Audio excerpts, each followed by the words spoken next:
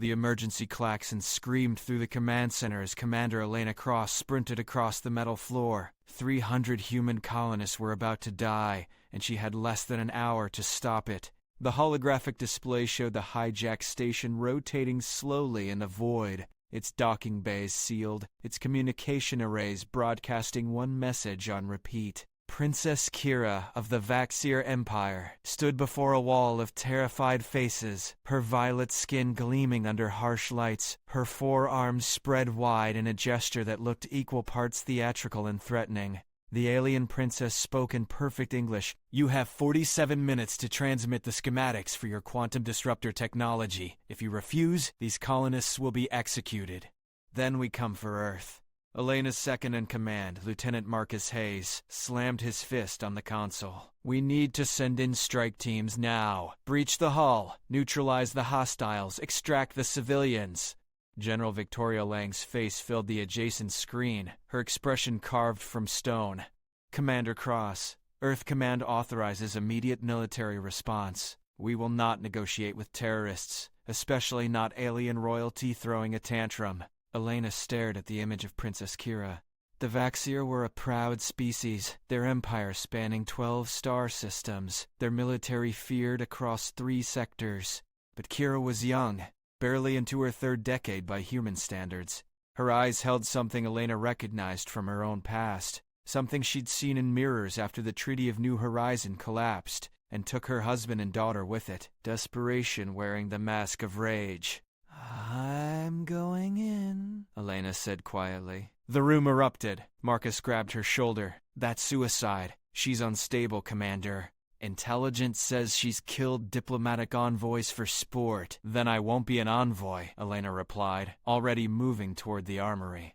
"I'll be someone who listens." She stripped off her military insignia, left her sidearm in its locker, and took only a communication device. General Lang's protests echoed through her earpiece until Elena switched it off. The shuttle bay felt cavernous and empty. She programmed the autopilot for the hijacked station and launched without clearance, burning hard toward the deadline that ticked down in her mind. The station's docking clamps seized her shuttle with brutal efficiency. Elena stepped into the airlock, hands visible and empty. The inner door hissed open.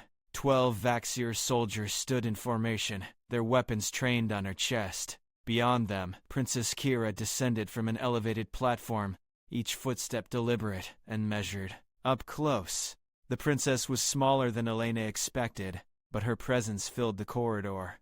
Her forearms moved in complex patterns that Elena's xenology training identified as royal sign language, a form of communication considered too sophisticated for lesser species. Her eyes, deep amber shot through with silver, fixed on Elena with predatory focus.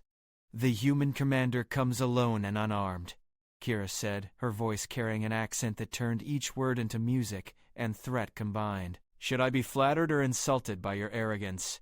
"Neither," Elena replied evenly. "You should be curious." Kira's laugh was sudden and genuine, startling her own guards. "Curious? You have 31 minutes before I paint these walls with human blood, and you want me to be curious?" "Yes, because you didn't have to give us an hour. You could have started killing immediately. You're broadcasting your demands across open channels, where anyone can intercept them, including your own empire. And you're here, talking to me, when you could have had your soldiers shoot me the moment I stepped off that shuttle." The amusement drained from Kira's face, replaced by something colder. "You think you understand me, human? You think a few observations make you wise?" She gestured with her upper left arm, and a holographic display materialized between them. The 300 colonists appeared, huddled in the station's cargo bay, surrounded by armed Vaxir. "Watch." Kira's lower right hand moved in a sharp cutting motion. On the display, one of her soldiers raised a weapon toward a young colonist woman's head. Elena's breath caught. The soldier fired. The woman collapsed, but no alarm sounded. No blood spread across the floor. The woman stood up, confused, unharmed. The image flickered and dissolved. "A simulation," Elena breathed. "A demonstration," Kira corrected. "I wanted you to feel what I feel every day. Powerless. Trapped. watching the execution of something precious with no ability to stop it. She leaned close enough that Elena could see the patterns etched into her skin, traditional royal markings that seemed to writhe in the shifting light. So tell me, Commander Elena Cross, former diplomat, widow, mother of the dead, what makes you think you can save anyone when you couldn't even save your own family? The words should have cut deep. Instead, Elena felt a strange calm settle over her. You've done your research. Then you know I understand what it means to watch everything burn because people in power refuse to listen. So here's my question, Princess Kira. She stepped closer, closing the distance until only a hand's width separated them. What do you really want that your own people won't give you? For 3 heartbeats, Kira said nothing. Her forearms went completely still, a vaxer gesture that Elena's training identified as profound shock or suppressed emotion. Then the princess turned sharply and walked toward the station's observation deck. Follow me. Alone. The guards shifted uneasily, but none dared contradict their princess. Elena followed Kira through corridors that smelled of ozone and recycled air. The observation deck offered a panoramic view of the stars, cold and distant and indifferent. Kira stood before the windows, her reflection ghostly in the reinforced glass. In 6 standard months, I will be married to Prince Vorath of the Kryn Dominion. It has been arranged since my birth. I have never met him. I do not know his mind or his heart. But I know his people conquered 3 systems through biological warfare and enslaved the survivors. I know he collects exotic species as property. And I know my mother, the Queen, believes this alliance will bring stability to our borders. You don't want to be a bargaining chip, Elena said softly. I don't want to be property. Kira's voice cracked like ice under pressure. I trained in combat since I could walk. I studied strategy, diplomacy, xenobiology. I scored highest in my class in every subject. But none of it matters, because I was born female in a royal line, where females are traded like currency. She spun to face Elena, all 4 arms spread wide. So yes, I took your colonists. Yes, I made demands I knew you'd refuse. Because if I must be married off to a monster, if I must spend my life as decoration for a tyrant's court, then let it be because I tried to matter. Let it be because I fought. Elena thought of her daughter Sophie, who'd wanted to be an engineer, who'd died at 19 when the New Horizon talks collapsed into violence. She thought of all the times she'd stood in rooms full of powerful people who made decisions about lives they'd never have to live. I lost my family because old men decided their pride was worth more than peace, Elena said. My daughter wanted to build bridges between worlds. Instead, she was buried under one, and I swore that if I ever had power, I'd use it to give people like her a voice, people like you. Kira's eyes narrowed. Empty words. You're trying to manipulate me.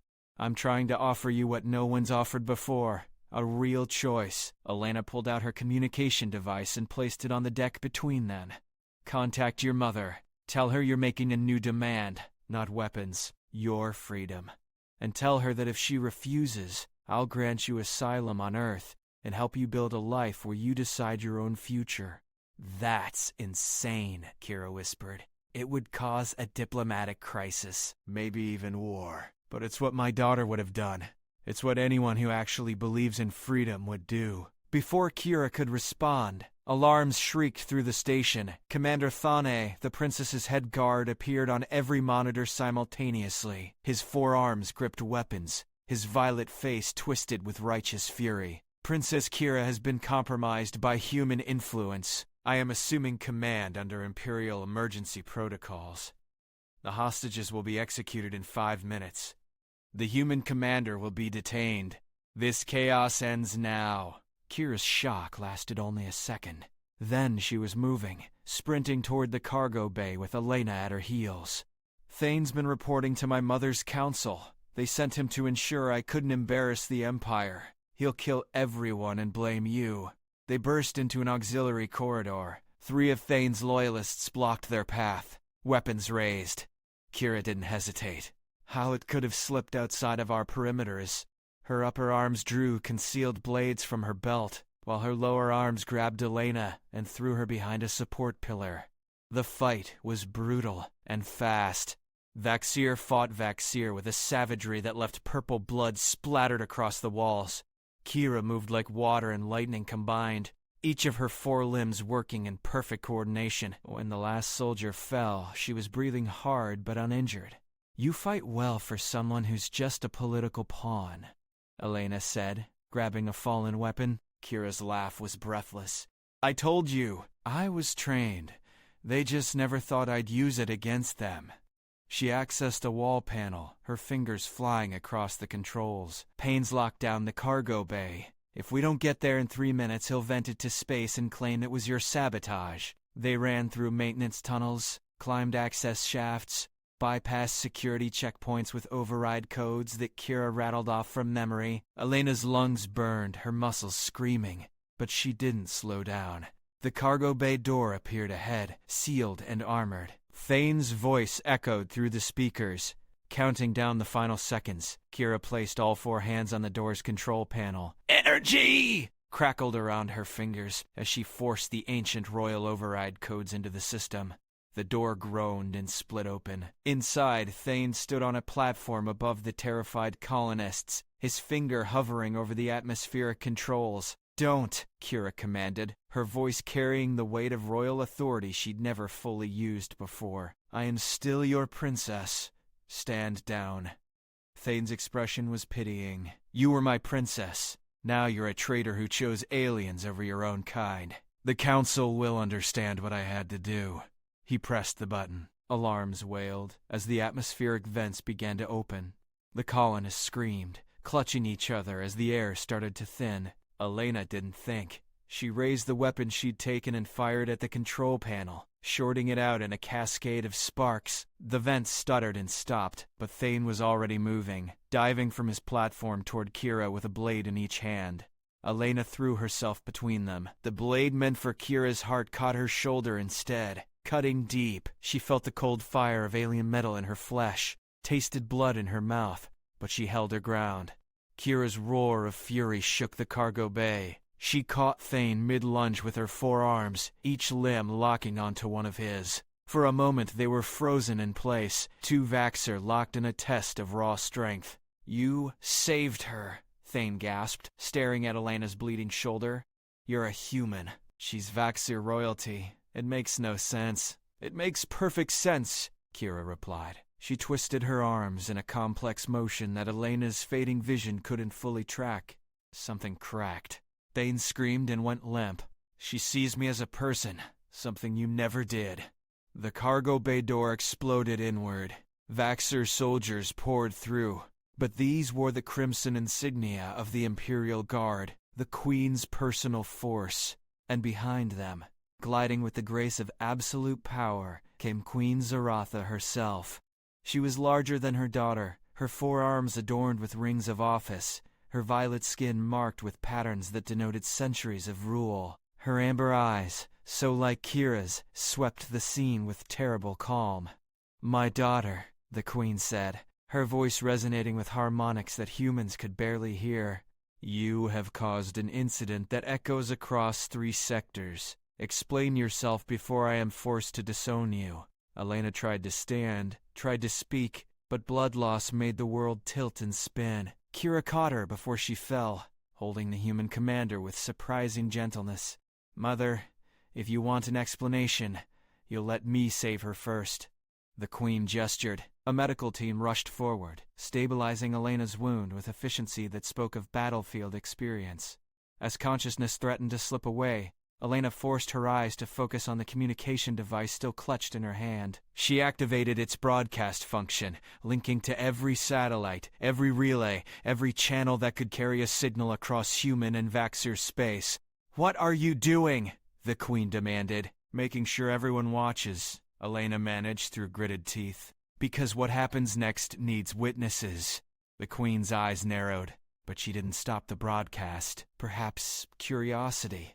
Perhaps a queen's confidence that no revelation could shake her power. Kira helped Elena to her feet, supporting the human's weight with 2 arms, while her other 2 remained ready for combat. "Your Majesty," Elena said, her voice carrying across light years through the open channel.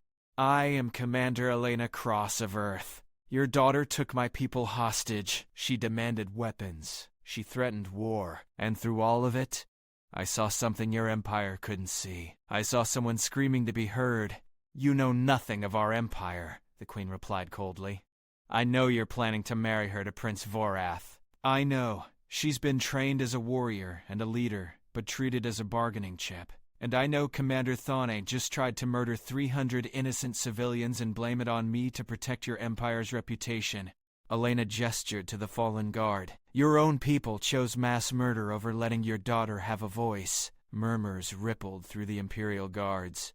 The queen's expression remained unreadable, but her forearms moved in subtle patterns that Kira recognized as suppressed anger. You overstep, human. My daughter's marriage secures peace with the Kryn Dominion. Her personal desires, however regrettable, are secondary to the needs of billions. Are they? Elena's vision was clearing, the Vaxir medical technology already knitting her shoulder back together, because from where I stand, you're about to trade your daughter to a regime known for atrocities. You're about to tell every young woman in your empire that their worth is measured in political alliances. And you're doing it while broadcasting across channels where your entire population can hear you. Prioritize stability over justice. The queen's composure cracked. You dare lecture me on governance? Your species has been spacefaring for barely a century. We have maintained order for millennia. And how's that working out? Kira's voice was quiet, but it cut through the cargo bay like a blade. How many daughters have you traded, mother? How many sons sent to die in wars they didn't start? How many brilliant minds wasted because they were born into the wrong caste, the wrong family, the wrong role? She stepped away from Elena, standing on her own, all four arms spread wide. I don't want weapons. I don't want war. I want what this human offered me without hesitation, choice, agency. The freedom to decide if I'll fight, and who I'll fight for, and what I'm willing to die to protect. Sentiment, the queen said dismissively. The universe does not bend to individual desire. No, Elena agreed, but civilizations do. They evolve or they collapse. And right now, billions across both our species are watching this moment. They're watching you choose between the empire you've built and the daughter you raised. They're watching to see if power is more important than people. The silence stretched like a wire pulled taut. Then, from the colonists huddled in the corner, someone began to clap. Slowly at first, then joined by others. The sound spread through the cargo bay, through the broadcast feeds, carried across the void by witnesses who'd found unexpected courage. Queen Zaratha stared at her daughter. Kira stared back, unflinching. 4 centuries of royal tradition weighed against one young woman's refusal to be broken. Elena held her breath, her wounded shoulder throbbing in rhythm with her heartbeat, and waited. You have embarrassed the Empire, the Queen said finally. Witch-shamed the crown, violated protocols that existed before your grandfather's grandfather drew breath.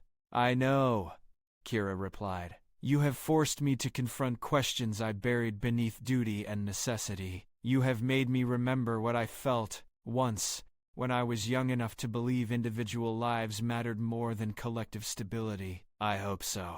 The Queen's forearms moved through a complex series of gestures. Elena's xenology training couldn't identify them all, but she recognized one.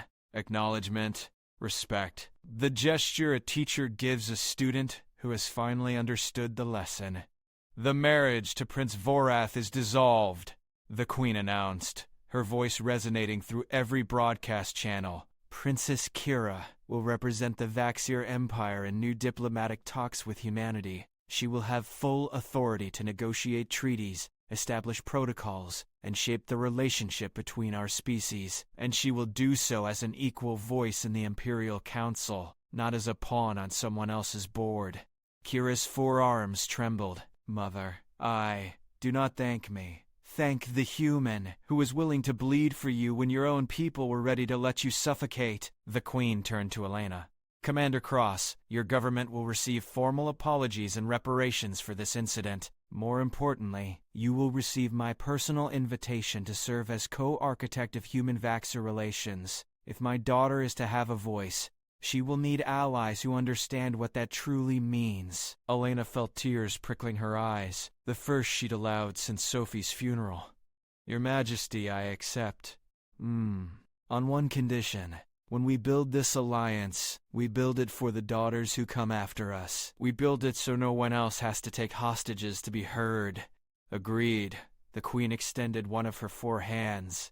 Elena grasped it, human and Vaxxer skin touching in a gesture that would be recorded, analyzed, and debated across both civilizations for generations.